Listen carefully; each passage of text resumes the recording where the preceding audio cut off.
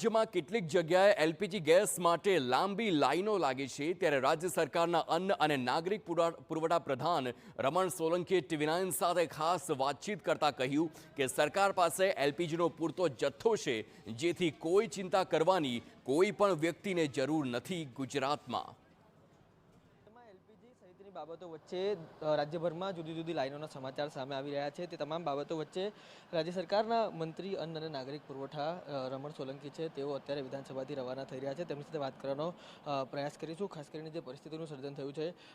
સાહેબ, જે પ્રકારે લાઈનો લાગી છે, જે પરિસ્થિતિનું સર્જન થયું છે, રાજ્યના નાગરિકોને શું સંદેશ આપવા માંગશો જે હેવોકના સર્જાયા માટે?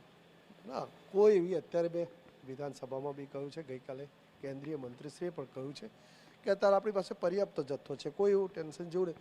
પણ બધા અફવાને કારણે ક્યાંક ને ક્યાંક બધી ગડબડ થઈ રહી, પણ ક્યાંય નથી। આપણે જે પર્યાપ્ત જથ્થો આપણી પાસે ઉપલબ્ધ છે। સવારથી TV9 છે તે દ્રશ્યો બતાવી રહ્યું છે, નાગરિકોને શાંતિ મળે, આશ્વાસન મળે, તેના માટે શું કહેશો? પર્યાપ્ત આપણી પાસે પૂરતો પર્યાપ્ત વિધાનસભામાં બી આજે આંકડા આપ્યા છે કે આપણી શું સ્થિતિ છે, એટલે આપણી પાસે પર્યાપ્ત જથ્થો છે। રાજ્ય સરકારના મંત્રી છે તેઓ કહી રહ્યા છે રાજ્ય સરકાર પાસે હાલ પર્યાપ્ત જથ્થો છે અને જે સ્થિતિ સર્જાઈ છે તેની હાલ કોઈ જરૂરિયાત નથી। કેમેરા પર્સન નવનીત દર્દી સાથે રોનક વર્મા, TV9 ગાંધીનગર।